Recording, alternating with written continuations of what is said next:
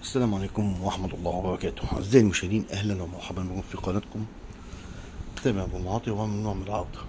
ده مش ممنوع من العرض، بس ده جايبه لأن في فعلا هو ده الزمن اللي احنا فيه بقى. ده خلاص الأخ هيقتل أخوه. ده زماننا اللي احنا فيه دلوقتي بقى. قابيل قتل هابيل. لكن دلوقتي ده الواقع اللي هيحصل. الناس كلها هتاكل بعض. الناس هتاكل بعض. هنا اللي كان الباشا بتاع المنطقة كان الراجل ده اللي هو محمد وفيق كان يوم خلف، عمل حفلة كبيرة وطلع شوية قرارات كده مش مقبولة من أخوه الكبير بقى اللي هو محمود مرسي. ده سخنوه على أخوه لدرجة إنه تخيلوا المنظر يعني.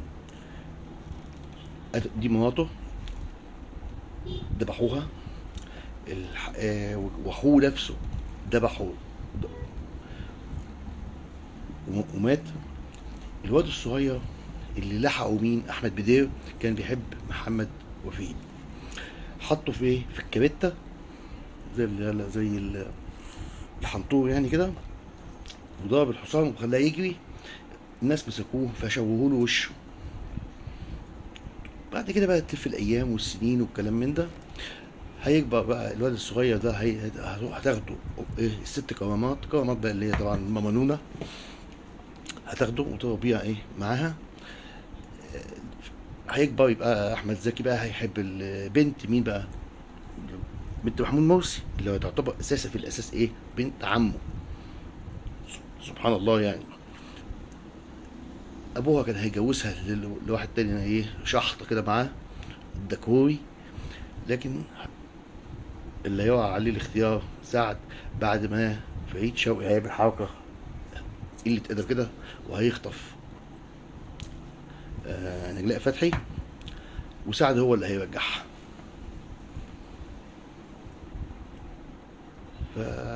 طلب ايدها، فقال له ماشي. الدكوي طبعا اللي هو انت شايفينه ده زعل وبتاع لا او مش لا. يا بقى تفويض الدقن ده بيرسم على عايز ياخد التكيه اللي قاعده فيها ماما نونا،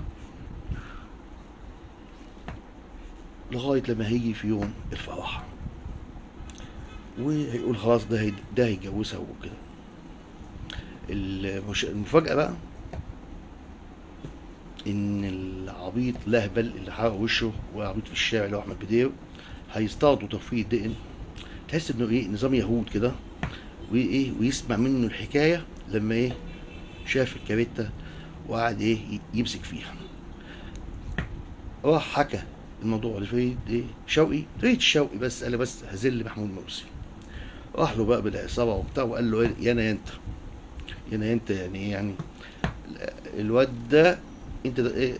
سعد اللي هيتجوز بنتك انت قتلت ابوه. وهنا بيقع بقى الايه؟ الحصر بقى في الاثنين. قمه الجمال والحلاوه بقى من محمود مرسي والاداء اداؤه 10 على 10 بصراحه، بجوز عيونه الذوق ده. انا المعلم عملوا عليكم بينا وكلهم بيتفقوا عليه. حتى البوليس ظبطوا فريد شوقي. وفي الفرح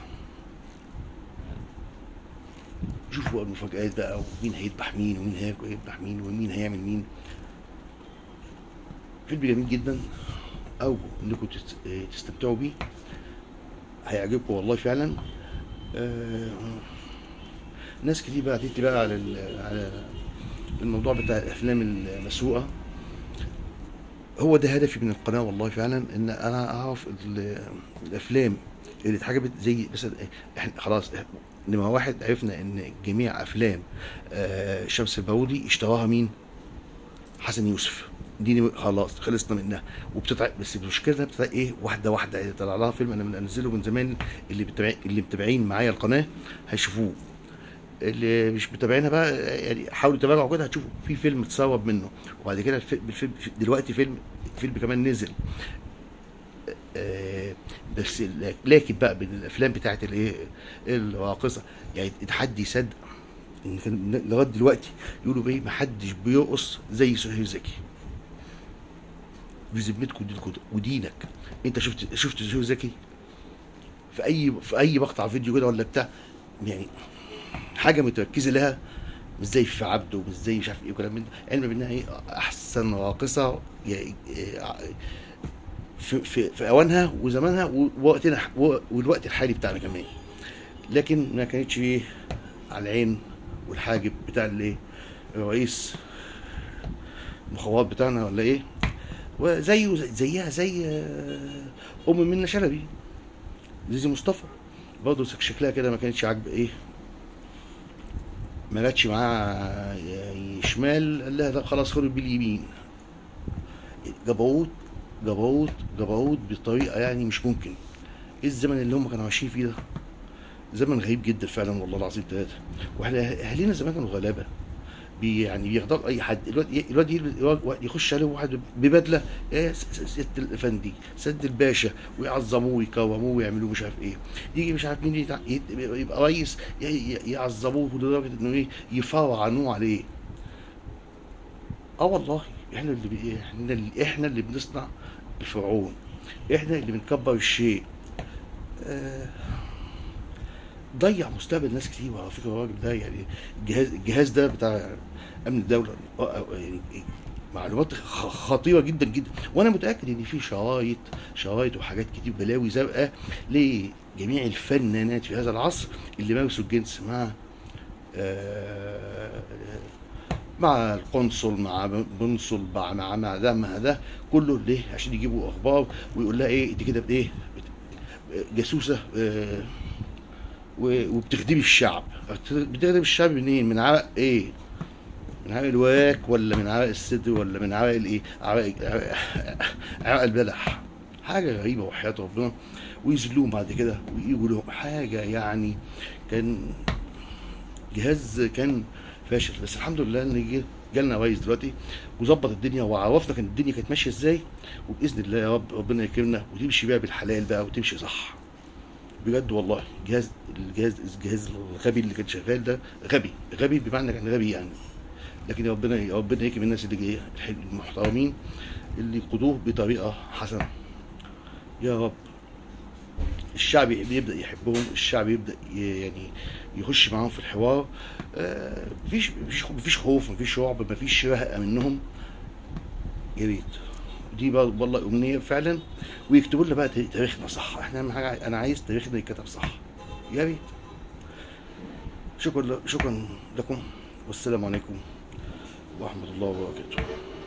قناه تامر ابو المعاطي، ولكم جزيل الشكر، واتمنى لكم مشاهده سعيده وممتعه باذن الله تعالى، وارجو ان نكون اسعدناكم يا رب. السلام عليكم.